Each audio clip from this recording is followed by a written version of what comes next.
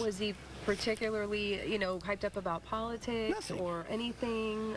Nothing. Wow. No religious affiliation, no political affiliation. No, he just hung out. And no history of mental illness? Not a bit. The brother of the Las Vegas gunman says he had no sign of mental illness and no hint that he would ever commit a crime like this. So this morning, psychiatrist David Henderson is here. He serves as an expert witness in criminal cases and really does have some insight into what could have motivated the mass shooting in Las Vegas. Good morning. Good morning. Now, I don't want to, it would be inappropriate to say that our conversation here would be able to dictate exactly what was going on inside this man's mind.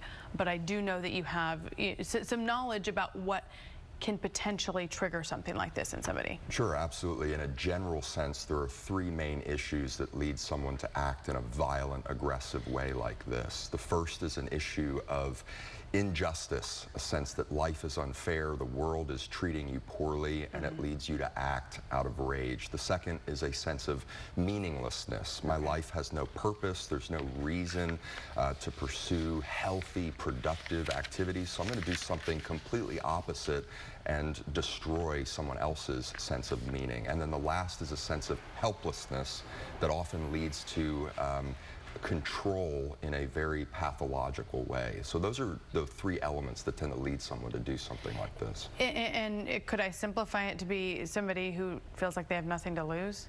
Absolutely, and clearly in this case, this was not just a homicide, but this was a suicide mission for this guy. He knew that the likelihood of him dying in this was very real and significant. We don't know a whole lot about him as a person, just some sort of facts about his life. He's 64 years old, gambler, divorced, retired, pretty wealthy, it sounds like, had some business interests. Anything about those facts tell you anything about this person? Well, the gambling issue leads to a desire for sensation and stimulation and also impulsivity. We also know that he has a family history of violence, and so whether there's a genetic component there or just the circumstances of his family dynamics growing up in that kind of an environment. But the main key issue was that nobody knew what he was feeling or thinking before it happened.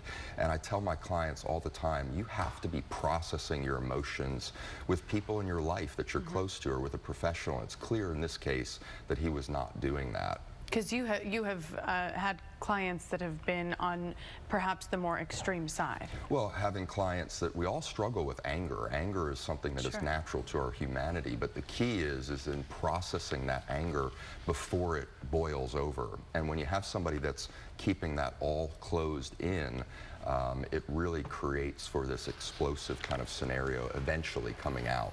Interesting thing to talk about. David Henderson, I know, like I said, we can't know exactly what was going on, but I appreciate your background and insight. Absolutely. Thanks for having me. You're welcome. Here's what's coming up, everybody.